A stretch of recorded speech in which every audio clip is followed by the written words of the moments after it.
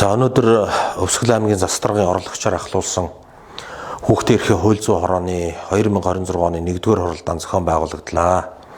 За энэхүү хуралдаанаар 3 асуудлыг хэлэлцсэн. За хорооны 2025 оны үйл ажиллагааны тайлан, за гэмт хэрэг зөрчил толгогдсон хүүхдүүдийн асуудлаар хэргийн шийдвэрлэх үйл ажиллагааны явцдаа хорооны гишүүд танилцах.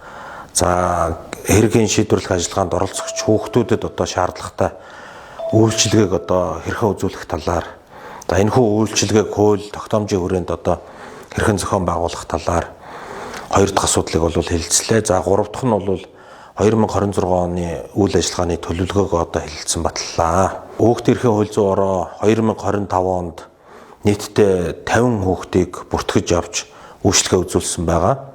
За энэ хороо бол хэргийн шийдвэрлэх ажиллагаанд оролцогч буюу гэмт хэргийн холбогдогч, хохирогч, гэрч, за мөн шүүхээс хүмүүжлийн чанартай халуудлагын арга хэмжээ авагдсан болон сургалт хүмүүжлийн тусгай байгууллагаас суллагдсан зэрэг хүүхдүүдэд шаардлагатай үйлчилгээг хууль тогтоомж журам стандартын хүрээнд үзүүлдэг ийм бүрэлдэхүүн байгаа.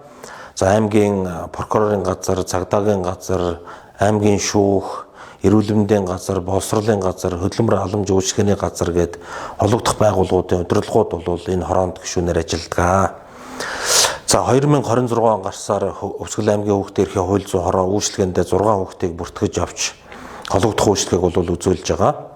За ингээд хилцэх асуудлын төлөвлөгөөнд орсны дагуу ойрын хугацаанд Өвсгөл аймгийн нутаг дэвсгэрт болсон хүүхэд оролцсон, хохирсон гэмт хэрэг зөрчлийн талаарх мэдээллийг цагдаагийн байгууллагаас сонсож хэргийн шийдвэрлэх ажиллагаанд оролцогч нэр бүхий хүүхдүүдийн асуудал дээр тодорхой гишүүдийн саналыг сонсож төлөвлөгөө гаргаж энэ хэргийн шийдвэрлэх ажиллагааны явцад бас хүүхдийн эрх ашиг хөндөгдөх, зөрчигдөхөөс урьдчилан сэргийлэх шаардлагатай үйлчилгээг хуулийн хүрээнд шуурхаа үзүүлэх. За энэ хүрээнд бол бас тодорхой анхаарал хандуулж ярилцсан. За тэгээд 5 хүүхдийн асуудлыг ойрын хугацаанд бас хороогоор оруулж яралтай шийдвэрлүүлэхээр боллоо.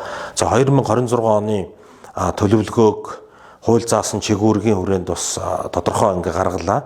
За илүү хамтарсан багаар дамжуулаад энэ гэмт хэрэг зөрчил, хүүхд өсвөр үеийнхэн өртөх, хохирох, эрс нөхцөл байдалд орхоос урьдчилан сэргийлэх, за мөн гэр бүлийн хүчирхийллээс урьдчилан сэргийлэх, эцэг ахсран хамгаалагч, харгалзан дэмжигч, за хүүхдийн өмнө анхдагч үүргийг хүлээсэн бүхий л хүмүүсийн үүрэг оролцоо хариуцлагыг дээшлүүлэх чиглэлд бол томоохон ажлуудыг зохион байгуулж үр дүнг улирал бүр тооцъё гэдэг дээр санал нэгдлээ.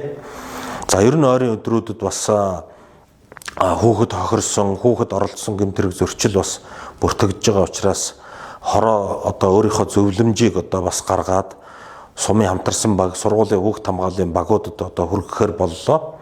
За тийм учраас энэ гэмт хэрэг эрх зүйн зөрчил толгодохоос урьдчилан сэргийлсэн, за мөн холбогдсон тохиолдолд шаардлагатай үйлчилгээг шуурхаа хууль тогтоомжийн хүрээнд үзүүлсэн байдлаар хорооны ажлыг эрчимжүүлэхээр тогтлоо.